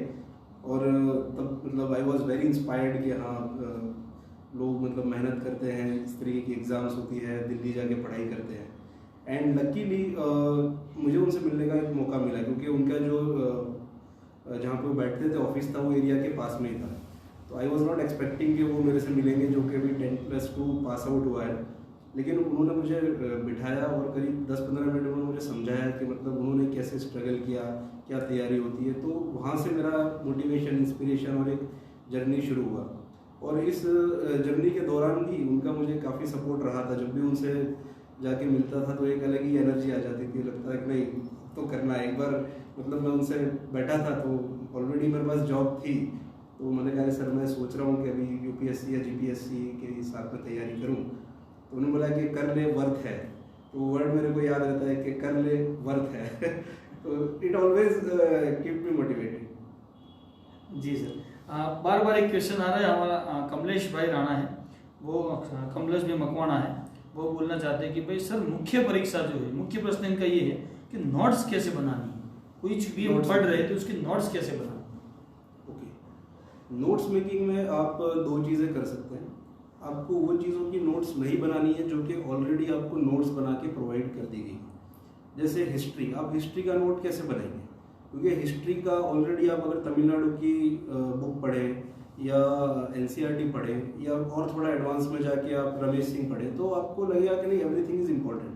या राजीव अहिर की आप मॉडर्न इंडिया के लिए पढ़ते हैं तो वो नोट्स के फॉर्मेट में ही है. अब आप उसको भी और कंसाइज करेंगे तो मतलब you will waste a lot of energy and lot of time in making the notes. Notes आपको उन्हीं टॉपिक पे बनाने हैं जो कि बहुत इजीली अवेलेबल नहीं है. ठीक है, अब जैसे पॉलिटी की आप लक्ष्मीकांत की बात करें तो लक्ष्मीकांत तो खुद एक नोट्स टाइप ही है, तो वो तो आपको पूरी पढ़नी है. अब लक्ष्मीकांत की भी आप अलग से नोट्स बनाएंगे तो आप मतलब बहुत सारा टाइम वेस्ट कर देंगे. अब ज्योग्राफी है, एनवायरनमेंट है, उसके अंदर आपको नोट्स बनानी है. ठीक है, और भी दूसरे सब्जेक्ट है, पब्लिक एडमिनिस्ट्रेशन है. तो नोट्स 2 तरीके से बना सकते हैं, एक ऑफलाइन हो सकती है, एक ऑनलाइन हो सकती है. ऑफलाइन में आप अलग अलग टॉपिक की अपनी नोट में बनाते हैं, लेकिन मैं जो प्रीफर करता हूँ, जो मुझे इस एग्ज़ाम में बहुत बेनिफिशियल रहा, वो ऑनलाइन नोट मेकिंग रहा. माइक्रोसॉफ्ट का एक सॉफ्टवेयर है, वन नोट है, एवरनोट है, उसी का मैंने अच्छे से यूटिलाइज़ किया. उसमें आप एक सब्जेक्ट के नोट्स बना सकते हैं. आप उसके अंदर सबसे अच्छी बात है कि वैल्यू एडिशन कर सकते हैं. आज आपने एक टॉपिक पढ़ा, मान लो कि ज्योग्राफी के अंदर आपने डिजास्टर मैनेजमेंट पढ़ा, उसमें फ्लड है, सुनामी है, साइक्लोन्स है, उसका क्या क्या है। तो आपने उसके बारे में एक बेसिक एनसीईआरटी में से थोड़ा पढ़ के अपने खुद के नोट्स बना लिए, एक फॉर्मेट में बनाने कि भाई उसका डेफिनेशन, उसके कॉजेज कैसे होता है, उसके कॉन्सिक्वेंसेस, उसके परिणाम क्या होते हैं, और मिटिगेशन, उसको कंट्रोल करने के लिए हम क्या कर सकते हैं, और गवर्नमेंट ने क्या क्या किया है। ये मान लो कि नोट का फॉर्मेट हो गया। आपने सारी फ्लड, सुनामी, क्लाउड बर्स्ट सब के अंदर सेम फॉर्मेट कर दिया। अब उसमें कभी भी आपके न्यूज़पेपर में कोई आर्टिकल आता है, जैसे भी ग्लेशियल हुआ था, ग्लेशियल लेक का आउटबर्स्ट था, तो आप उसी के अंदर उसका वैल्यू एडिशन करते जाइए, तो ये आपको बहुत फायदा करेगा। ये बजट के अंदर कोई चीज़ नहीं आती है तो आप वही नोट के अंदर बस थोड़ा सा उसको ऐड कर दीजिए, बाकी आप सेम नोट को बार बार रिवाइज कीजिए। उसका बेनिफिट एक ये होगा कि इट विल बी हैंडी, आपके पास मोबाइल में रहेगा, आप ट्रैवलिंग कर रहे हैं, आप रिक्शा में बैठे हैं, बस में बैठे हैं, आपने वन नोट खोला, आप फटाफट रिवाइज किया, ठीक है। और मतलब और दूसरा इंडिस्ट्रक्टिबल है। हैंड रिटन नोट्स में क्या होता है कि आपने कहाँ रख दिया, आपको मिल नहीं रहा है, एग्जाम का एक वीक बाकी है और आप अपना नोट्स ढूंढ रहे हो, तो बहुत ज़्यादा टाइम चला जाएगा। तो माय पर्सनल रिकमेंडेशन है कि आप ऑनलाइन नोट ही बनाएं, लेकिन in case you are not comfortable with it तो आप वैसा नोट भी बना सकते हैं। One more thing I would like to add, newspaper का नोट नहीं बनाना है, क्योंकि आप कितना टाइम न्यूज़पेपर पढ़ेंगे, 1 घंटा 1.5 घंटा, उसके बाद उसमें से नोट्स बनाएंगे, तो फिर आप बाकी का थियरी कब पढ़ेंगे। तो ये मैं बताना चाहता हूँ। सर एक क्वेश्चन ऐसा भी है कि अगर कोई लेडीज़ है और उसकी उम्र 30 साल से ऊपर हो चुकी है, 30 साल से ऊपर, वो शादीशुदा भी होगी शायद, तो अब उसको स्कोप किस चीज़ में जाने के लिए ज़्यादा है? सभी चीज़ में है। उसको मतलब उसके बच्चे भी संभालने हैं, उसको हाउस वाइफ से काम भी करना है और उसको रीडिंग भी करना है, तो टाइम में मतलब थोड़ा मैनेजमेंट कम रहता है, तो वो कौन सी चीज़ में जल्दी जा पाएगी या उसको टाइम मैनेजमेंट कैसे करना है? देखिए, लेडीज़ के लिए सबसे अच्छी बात यह है कि गुजरात गवर्नमेंट में 33% रिजर्वेशन है लेडीज़ को लेके। और अगर मैं आपको अभी रिसेंट एक एग्जांपल दूं, तो मेरे साथ में जो रैंक 11 है डॉक्टर डिंटा कक्कड़, वो राजकोट से हैं और उनकी एज भी 35 से क्रॉस की उन्होंने इसी 3 साल में 2 से 3 जीपीएससी के एग्ज़ाम दिए। पहले वो पीआई क्लियर किया, फिर क्लास 1 डेंटल, और उनका अभी छोटा बेबी है, उसके साथ उन्होंने वो तैयारी की है। तो पॉसिबल तो है, अगर आप जो अभी रिसेंट एग्जांपल देखें तो साथ में तैयारी कर सकते हैं। और गवर्नमेंट तो खुद चाहती है कि ज़्यादा से ज़्यादा वीमेन फोर्स आए। वो अपने ऑफिशियल डॉक्यूमेंट्स में मेंशन करते हैं कि they want women work force in administration. एक अलग क्वेश्चन से सुपरमैन करके कोई है जिन्होंने पूछा है कि Ravi, is it possible to crack GPSC without coaching? मैं जवाब देना चाहूँगा, दुनिया की कोई भी एग्जाम हो, अगर आप कोचिंग नहीं जा रहे हो पास कर सकते हैं, लेकिन वो पास करने के लिए आपके जो गट्स है, आपका जो एटमोसफियर है, जो घर का एटमोसफियर हो, चाहे क्लास मतलब जहाँ पे भी आप पढ़ाई करने बैठते हो वहाँ का एटमोसफियर है, तो उस एटमोसफियर से आप कितने सेटिस्फाइड हो, उस एटमोसफियर से रिलेटेड आपको कितना टाइम वहाँ से मिल रहा है, और आप खुद ही एकलव्य बन के बैठे हो और खुद ही अपना गुरु चॉइस करके मतलब लाइब्रेरी में बैठ के या घर पे बैठ के कर रहे हो, तो एकलव्य ने बहुत अच्छे से धनुर्धर वो बना था, तो आप भी बन सकते हो, क्यों नहीं बन सकते। लेकिन कोचिंग में क्या फायदा होता है वो मैं बताऊंगा तो ऐसा लगेगा ये परिवार क्लासेस का ऑनर है तो ये बता रहा है, लेकिन कोचिंग से कुछ फायदा होता है नहीं होता है ये हम सर से ही जानते हैं, तो क्या फर्क पड़ता है हम देखते हैं। तो सर कोचिंग का कुछ फायदा होता है या नहीं होता है सर? देखिए, कोचिंग कंपलसरी नहीं है, ऐसा ज़रूरी नहीं है कि आपको कोचिंग करेंगे ही तभी आपका एग्ज़ाम क्लियर होगा। मैंने पर्सनली कोई कोचिंग नहीं लिया, उसका रीज़न ये था कि मेरे पास टाइम ही नहीं था कि मैं रेगुलर आऊँ, इसलिए मैं वीकेंड्स पे परिवार में आ जाता था और जो भी डाउट्स होते थे थोड़े रवि भाई के साथ शेयर करता था, लाइब्रेरी में पढ़ता था। लेकिन पर्सनली 24/7 जो कोचिंग कहते हैं वो मैंने नहीं किया और मेरे साथ क्लियर करने वाले कई लड़कों ने भी नहीं किया।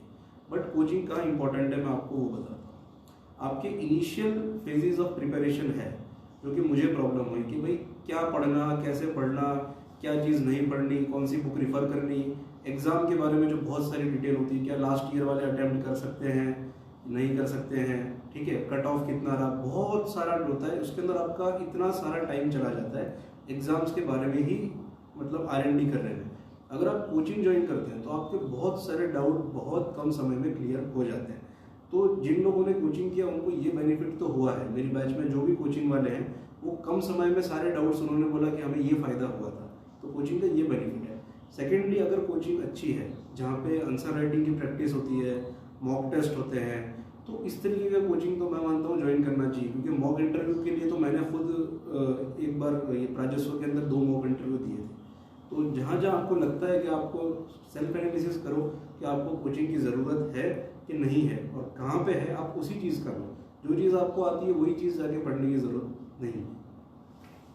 यहाँ पे ક્વેશ્ચન ऐसा है કે જીપીએસસી મેન્સમાં ઇંગ્લિશના પેપર માટે થોડી ટિપ્સ આપો, ઇંગ્લિશના પેપર માટે કેવી રીતે કવર કરવા। ઓકે, और एक मिनिट મિત્રો તમને પણ વિનંતી કરું છું કે ઘણા બધા મિત્રોની કમેન્ટ્સ જે છે એ ઘણી બધી કમેન્ટ્સ આવી રહી છે તો ઉપર જઈ રહી છે, તો ઘણી બધી કમેન્ટ્સ હું વાંચી શક્યો નથી, તો તમે તમારી કમેન્ટ્સ ફરી પાછી રિપીટ કરી શકો છો। હું તમારી જેમ જેમ કમેન્ટ્સ છે એ હું ટ્રાય કરું છું પૂરેપૂરો કે તમારી કમેન્ટ્સ હું વાંચી શકું, સાહેબ જોડે આપણે જવાબ લઈ શકીએ। તો મિત્રો કોઈની કમેન્ટ્સ ન વંચાય અથવા ઉપર જતી રહી હોય તો ફરી પાછી તમે એ કમેન્ટ્સમાં પ્રશ્ન પૂછી શકો છો। જી sir, what was the question? Question છે કે ઇંગ્લિશ ઇંગ્લિશ માટે, ઓકે। જો આજે English has become a very important part of GPSC syllabus. STI હોય, ટીઆઈ હોય, ડીવાયએસઓ હોય, ક્લાસ 1 ક્લાસ 2 હોય, મુખ્ય પરીક્ષાની અંદર ઇંગ્લિશ આવે જ છે। અને જે ક્લાસ 3ની પણ એક્ઝામ્સ છે જેની પરિવારમાં પ્રિપેરેશન થાય છે, પીએસઆઈ છે, તલાટી છે, ડેપ્યુટી મામલતદાર છે, એની અંદર પણ ઓબ્જેક્ટિવ ઇંગ્લિશ આવતું હોય છે। તો you should have a good command on English. મારી જો વાત કરું તો મારે લેંગ્વેજની અંદર મારો એક ટાર્ગેટ હતો કે મારે 150 કવર કરવા છે, પણ ગુજરાતીની અંદર I got a little bit low, પણ ઇંગ્લિશની અંદર I was able to cover it. તો English I can say that English saved me in GPSC. તો ઇંગ્લિશની પ્રિપેરેશન માટે એ જ હોય છે કે first you start building your vocabulary, થોડી વોકેબ્યુલરી સારું કરો, જે બેસિક ઇંગ્લિશની બુક હોય છે એ રીડ કરો, ગ્રામર ઉપર થોડી તમે પ્રિપેરેશન કરો, પ્રેક્ટિસ કરો। જે સ્ટાફ સિલેક્શનની જે એક્ઝામ હોય છે એની અંદર ઇંગ્લિશનો બહુ વધારે ભાર હોય છે। ઇન્સ્પેક્ટર છે ઇન્કમટેક્સમાં કે ક્લર્કની છે, રેલવેની છે, તો તમે એના જે પ્રીવિયસ યરના પેપર છે એ પણ પ્રિફર કરો તો you will gate an idea કે ઇંગ્લિશમાં ઓબ્જેક્ટિવમાં શું પૂછાય છે। મેન્સ ઇંગ્લિશની જો વાત કરું તો એની અંદર ફોર્મેટનું બહુ મહત્ત્વ છે। એ ભાઈ લેટરનું ફોર્મેટ, નિવેદનનું ફોર્મેટ, ચર્ચાપત્ર હોય કે ઇંગ્લિશમાં જે બી અલગ અલગ વસ્તુ છે એના ફોર્મેટની અંદર કોઈ મિસ્ટેક ન હોવી જોઈએ। તો that you should prepare, that you should practice.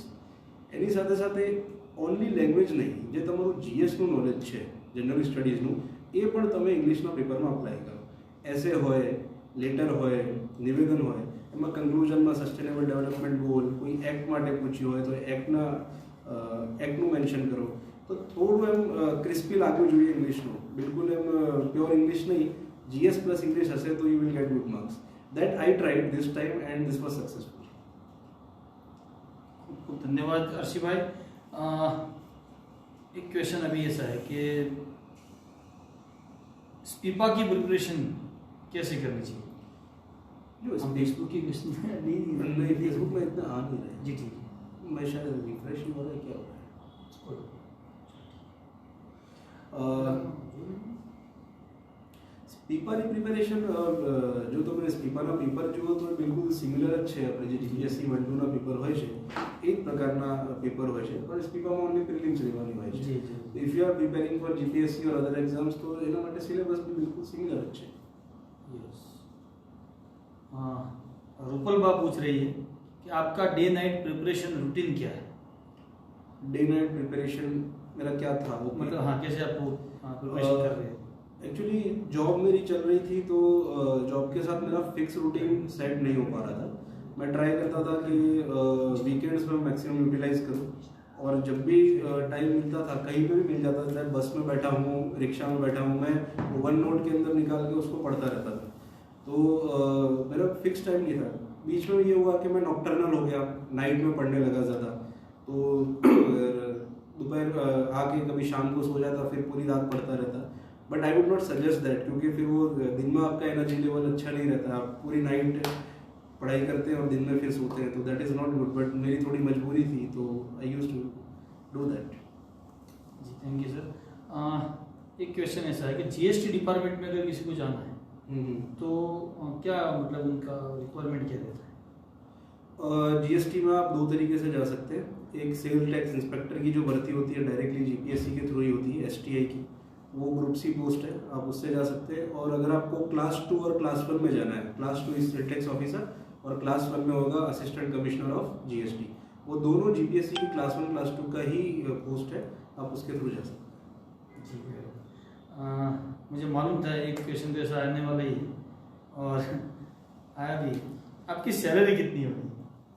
हमारी सैलरी नोटिफिकेशन के हिसाब से पे मैट्रिक्स 10, मैंने कैलकुलेट नहीं किया है बट पे मैट्रिक्स 10 है तो I think would be good.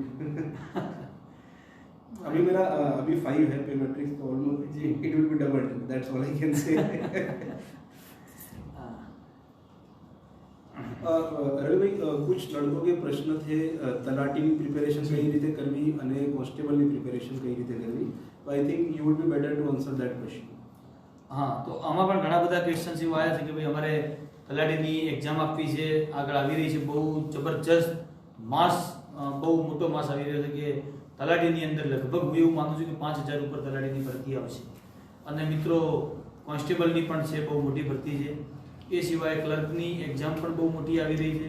ચોક્કસ એવું માનીશ કે 2022 એ ભરતીઓનું વર્ષ છે. 12મા મહિના પછી એ પરીક્ષાઓ લગભગ સ્ટાર્ટ થઈ જશે એવું મારું માનવું છે.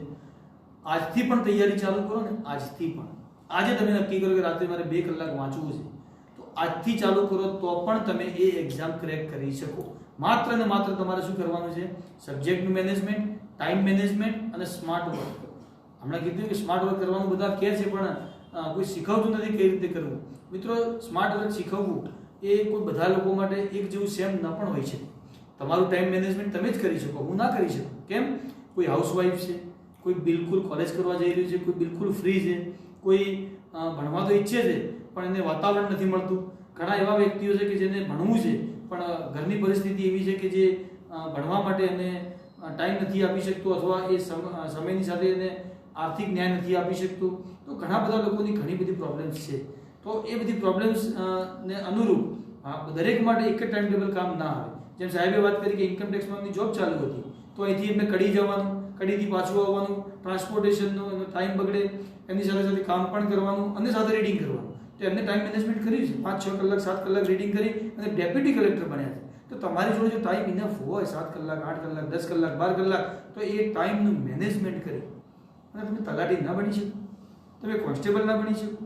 અરે મિત્રો, આટલો ટાઈમ જો મળે ને અને આ સાહેબ જેવા માણસને મળે ને તો યુપીએસસી ક્લિયર કરે અને કરવાના જ છે ચોક્કસ. પણ ટાઈમ મેનેજમેન્ટ બહુ કિંમતી છે મિત્રો. આપણે 24 કલાક ફેસબુક, વોટ્સએપ, ઇન્સ્ટાગ્રામ, અલગ અલગ જે સોશિયલ મીડિયાના માધ્યમ છે એની ઉપર અથવા કોઈની પાછળ ફરવામાં અથવા કોલેજોમાં લટારો મારવામાં અથવા બહાર રખડવામાં જે ટાઈમ બગાડીએ છીએ, એ ટાઈમનું ખાલી મેનેજમેન્ટ તમે તમારા મોબાઈલમાં એક એપ્લિકેશન આવે છે ટાઈમ મેનેજમેન્ટ. તમે સવારે ઉઠો ત્યારથી લઈને રાતે ઊંઘો ત્યાં સુધી ખાલી તમે ટાઈમ જોઈ લો.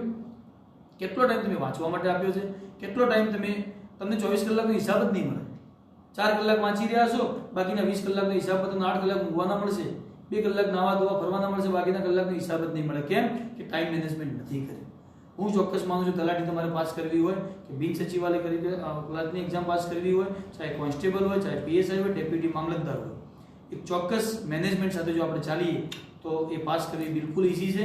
ઘણા બધા વિષયો છે, એક વિષય ઉપર ઘણી બધી ચર્ચા અહીંયા થઈ શકે એમ છે, પણ એટલો સમય મિત્રો છે નહીં કે હું તમને કહી શકું કે આ વિષયમાં તમે આટલું વાંચજો, આ વિષયના આ ટોપિક વાંચજો, આ વિષયના આ ટોપિક વાંચજો. ઘણા બધા વિષયો છે, અલગ અલગ એક્ઝામ છે. તલાટીમાં પૂછાય એ કોન્સ્ટેબલમાં નથી, કોન્સ્ટેબલમાં પૂછાય એ જીપીએસસીમાં નથી. તો બધું અલગ અલગ વિષય છે, અલગ અલગ એનો સમય હોય અને અલગ અલગ રીતે એનું રીડિંગ કરવું પડે. પણ એટલું ચોક્કસ કહી કે સ્કોરિંગ સબ્જેક્ટ જેટલા છે એ તો બધામાં સેમ છે, તો એ તમે પહેલાં કવર કરજો. ચોક્કસ આ વખતે હું એવું માનું છું કે મારા પરિવાર ક્લાસીસના હું છાતી ઠોકીને કહું છું કે મિનિમમ આ વખતે 50 થી 100 વિદ્યાર્થીઓ, મિનિમમ કહું છું 50 થી 100 વિદ્યાર્થીઓ આ વખતે નોકરી કરતા હશે અને ચેલેન્જ સાથે કહું કરતા હશે. તૈયારી કરાઈશ, ચોક્કસ કરાઈશ. જે લોકો નથી આવી શકતા એમને પણ કહું છું કોઈ તકલીફ હોય તો એની ટાઈમ તમે ફોન કરી શકો છો. એ સિવાય આપણે થોડાક ક્વેશ્ચન હવે લઈશું અને વાત ટૂંકમાં પૂરી કરવાની છે મિત્રો. 1 કલાક ઉપર થઈ ગયું છે. જે ક્વેશ્ચન્સ બાકી છે સાહેબ પણ જુએ છે. Hitesh Bauji is asking can police constable crack the GPSC even after job is on? So Hitesh Bauji, have you heard the name of Firoz Alam? Firoz Alam was a constable in Delhi police. He prepared it for UPSC, and he is now Assistant Superintendent of Police in the same area, IPS direct. Okay, so you can also do that. Jayesh Chauhan, subject की prefer का कोई असर पड़ता है oral में degree का कोई असर होता है? યસ, ઇન્ટરવ્યુની અંદર તમારા જે મોસ્ટલી ક્વેશ્ચન્સ હોય છે એ 3 વસ્તુ પર હોય છે કે તમે ગ્રેજ્યુએશન શામાં કરેલું છે, જોબ એક્સપિરિયન્સ, થોડા બહુ કરંટ અફેર્સ અને અમુક પર્સનાલિટી ટેસ્ટ ઉપર હોય છે. તો જે તમે ડિગ્રી કરી છે એનાથી લાગતા ઘણા બધા પ્રશ્નો ઇન્ટરવ્યુમાં you must be ready. Jayesh Chauhan. Rajput Ganpat Singh, sir કોઈ પણ ટોપિકમાં ખબર ન પડે તો શું કરવું? કોઈ પણ ટોપિકમાં ખબર ન પડે, કોઈ ટોપિક મતલબ અચ્છા કોઈ ટોપિકમાં ખબર ના પડે, જો it is not necessary to prepare each and every topic. અમુક તમારા સ્ટ્રોંગ હોલ્ડ જે છે એમાં તમે સારું કરો, અને જરૂર નથી કે સિલેબસમાંથી બધા જ ટોપિકની અંદર આવતું હોય છે. મેં અમુક ટોપિક પણ સ્કીપ કર્યા હતા. તો જો એક બે આવા ટોપિક હોય જે બિલકુલ તમારે રીચ બહારનો હોય તો you can skip that, but એક થોડું બેસિક નોલેજ એના ઉપર હોવું જોઈએ કે જો પ્રશ્ન આવે તો you can write at least 200 lines on that. एक क्वेश्चन है यहाँ पे सर, पटेल केतन का एक क्वेश्चन है कि आपकी एक रिक्वेस्ट है कि आप ये भी बताएं कि आपने लाइफ में कितना और कैसा स्ट्रगल किया है कि जिससे हमें मोटिवेशन मिले और कोई मित्र तैयारी में कोई बहाने ना बनाए. तो आपका स्ट्रगल के बारे में आप कुछ बताएं. स्ट्रगल में तो ऐसा है कि स्कूलिंग के बाद से ही जॉब करना थोड़ा सा कंपल्शन था. जॉब के साथ साथ फिर एग्ज़ाम की तैयारी करी. हाँ, एक चीज़ मैं ज़रूर बोलना चाहूँगा इसके साथ साथ कि एग्ज़ाम की प्रिपरेशन में फाइनेंशियल स्टेबिलिटी बहुत ज़रूरी है. तो अगर कोई लोग ऐसे होते हैं कि भाई मारे तो खाली जीपीएससी જ આપી છે, ખાલી યુપીએસસી જ આપી છે, બીજી કોઈ એક્ઝામ નથી આપી, તો દેટ ઇઝ રોંગ. તમારી જો ફાઇનાન્શિયલ સ્ટેબિલિટી છે એનો ડાયરેક્ટ ઇમ્પેક્ટ તમારી પ્રિપેરેશન પર થાય છે.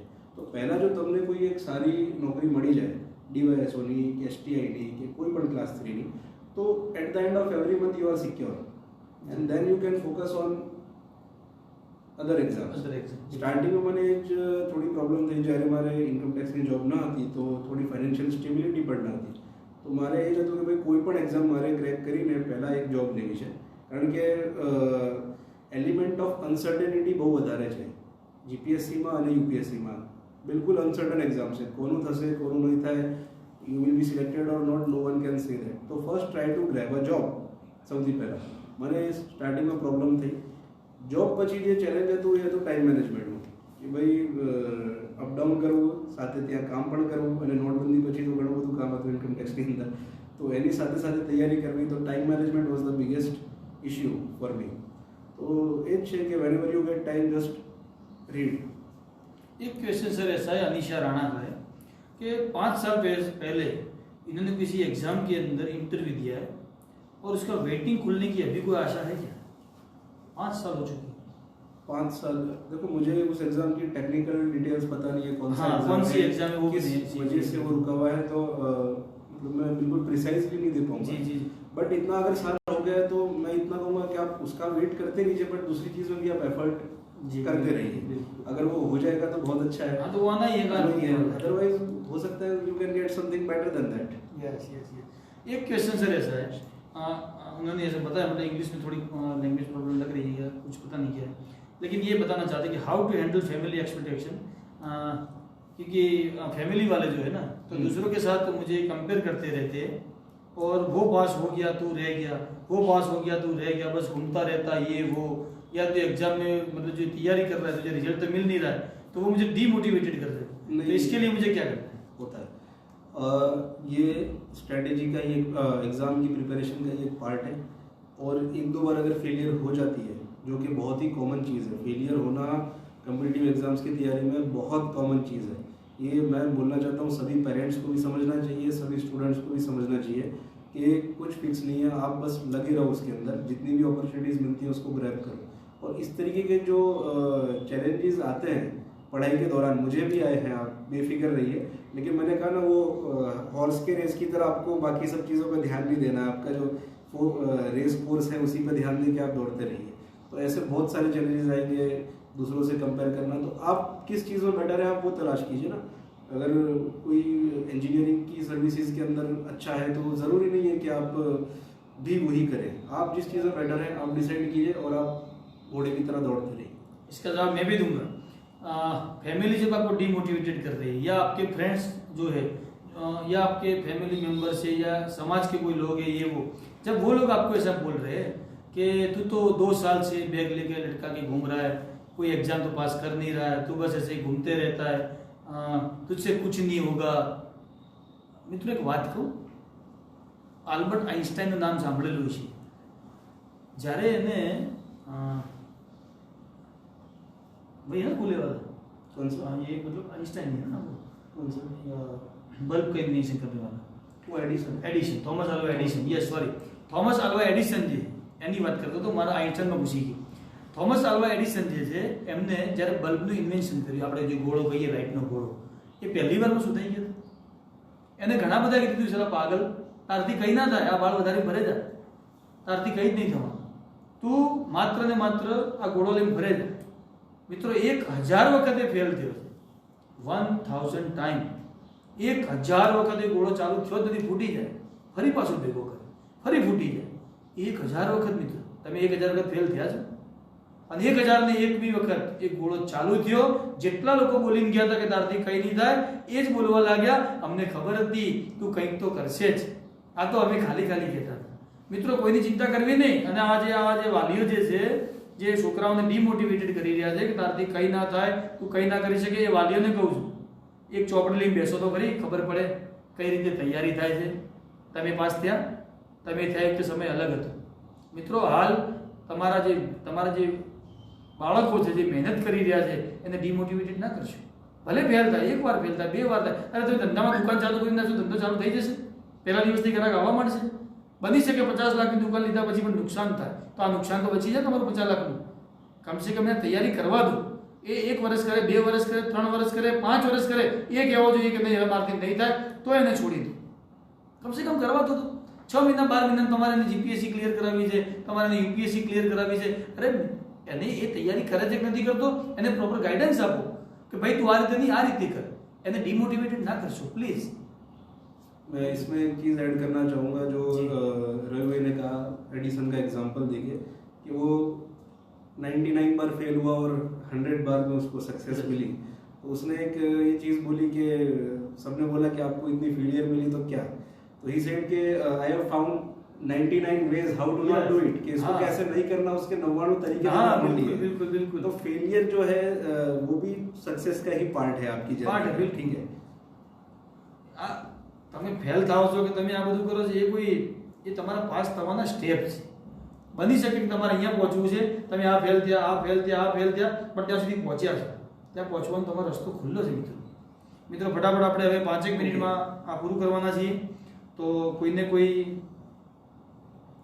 પ્રશ્ન હોય જોઈએ છે જે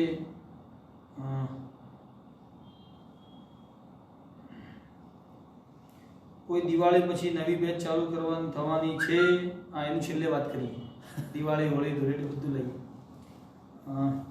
કોમ્પિટિશન વધારે છે આ વખતે, તો કઈ રીતે લેવલમાં આવવું? અરે જસવંતસિંહ, કોમ્પિટિશન વધારે છે, કેટલી ભરતીઓ આવવાની છે ખબર છે? 15,000। તમારે સીટો કેટલી જોઈએ છે? 15,000 જોઈએ છે, 10,000 જોઈએ, 1 લાખ જોઈએ? અરે તમારે તો એક સીટ જોઈએ છે, એક સીટ માટે બધો નહીં યાર, કોમ્પિટિશન વધારે। અરે કોમ્પિટિશન તો હોય, ખુરશી કેટલી જોઈએ? I would like to add one thing. Yes. કે જ્યારે જીપીએસસી માં 120 વેકેન્સી આવી એટલે પાલનપુર રેલવે સ્ટેશન ઉપર હું રવિભાઈને મળવા ગયો કે રવિભાઈ ખાલી 120 છે, હવે શું કરું? ને સ્ટાર્ટિંગમાં તો 99 કે 100 જ હતી, પછી વધારે એડ થઈ। તો એ જે રવિભાઈ હાલ વાત કરી, એ જ રવિભાઈએ મને કીધું કે આપકો કિતની चाहिए? એક चाहिए ना? સીધી વાત છે, આપણે એક જ સીટ માટે જોવાનું છે। તમે ત્યાં 500 છે, 4, અરે મારા ક્લાસનો જ એક વિદ્યાર્થી છે, આખા ગુજરાતની અંદર 4 જ બેઠકો હતી, 4 જ વેકેન્સી, અને મેં કીધું હતું, એને મને પૂછ્યું કે સાહેબ આ 4 વેકેન્સી ફોર્મ ભરું? અરે મેં 4 તો છે, તારે જોઈએ એનાથી 4 ગણી છે, એક માટે મત ને સાહેબ। એ પાસ થઈ ગયો, નોકરી કરે છે પોરબંદરમાં। તમારે આ બહાનું આપવાની જરૂર નથી મિત્રો। નાનું ઉદાહરણ આપી દઉં, તમારી પાસે કૂતરું પડે ને તો તમે કાંટા, પાણી, કોઈ પણ જાતની પાળી કોઈ જુઓ છો ભાગી જ જાઓ છો, કેમ? કૂતરું પાછળ પડ્યું છે, કોઈ ઓપ્શન નથી। પણ હવે તમારી હાથમાં જે લકડી આવે ને, તો હવે ભાગવાનો વાળો કૂતરાનો આવે, આપણે આ લકડી લેવાની જ નથી। આપણે બિલકુલ કોઈ બહાના કાઢ્યા વગર આ શું થશે, આનું શું થશે, અરે છોડો યાર, આપણે પાસ થવું છે. આપણે આ આપણો સિલેબસ છે. આ સિલેબસને હું કઈ રીતે ક્રેક કરું, સિલેબસના ટુકડા કઈ રીતે કરું અને ટુકડા કરીને એમાંથી હું કઈ રીતે વાંચું. જે ટોપિક નથી ભાવતા અલગ રાખું, જે બિલકુલ બેસ્ટ ફાવે છે એને અલગ રાખું, અને જે નથી ભાવતા એવું મારી જેવી નોટો જોડે આવજો, હું તમને શીખવાડીશ. પાસ તો કરાય છે. જો મિત્રો ઘણા બધા ક્વેશ્ચન્સ જે હતા એની આપણે સોલ્યુશન લાવવાનો પ્રયત્ન કર્યો છે. ઓલમોસ્ટ આપણે 1 કલાક ઉપર આમાં સમય થઈ ચૂક્યો છે. તો લાસ્ટમાં મિત્રો થોડીક વાત એ કરીશ કે જે અર્શીભાઈ હાશમી જે આપણને અહીંયા ગાઈડન્સ આપ્યું છે, મને પણ ખબર છે કે ઘણા બધા મિત્રોને એવું છે કે મને ન્યાય નથી મળ્યો.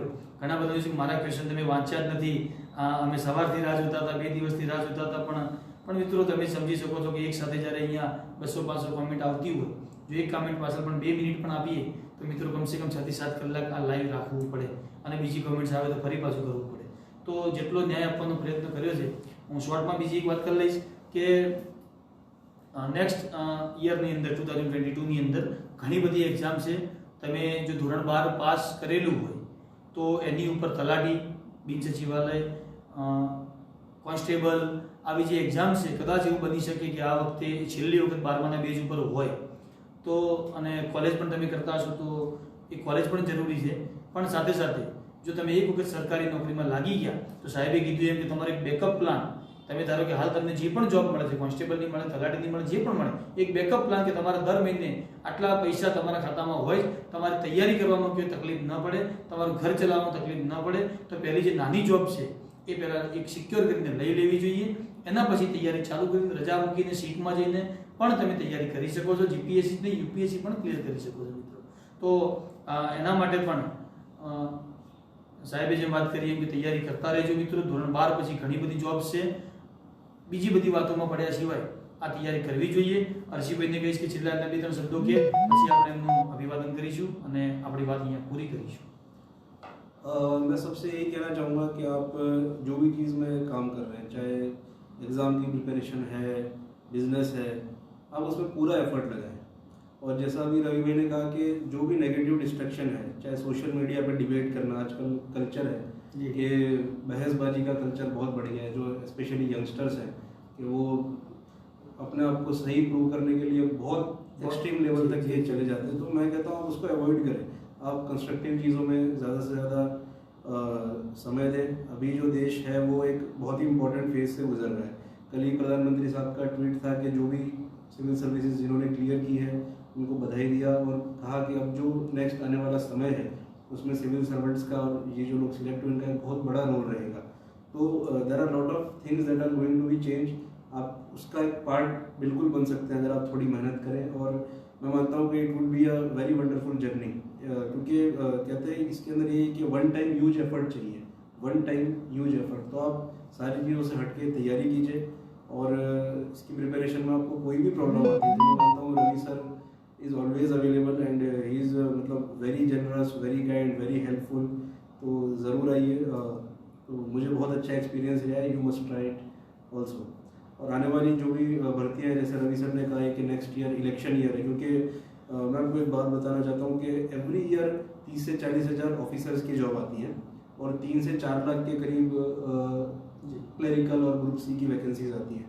लेकिन ये इलेक्शन ईयर के हिसाब से चेंज होता रहता है. तो नेक्स्ट ईयर गुजरात के अंदर इलेक्शन ईयर भी है, बहुत सारी वैकेंसीज आ रही हैं. It is one of the biggest opportunities to make your career. तो आप पूरी कोशिश कीजिए कि इसी साल या आने वाले साल के अंदर मेहनत करके आप अपना एक कैरियर सेट कर सकें. બિલકુલ.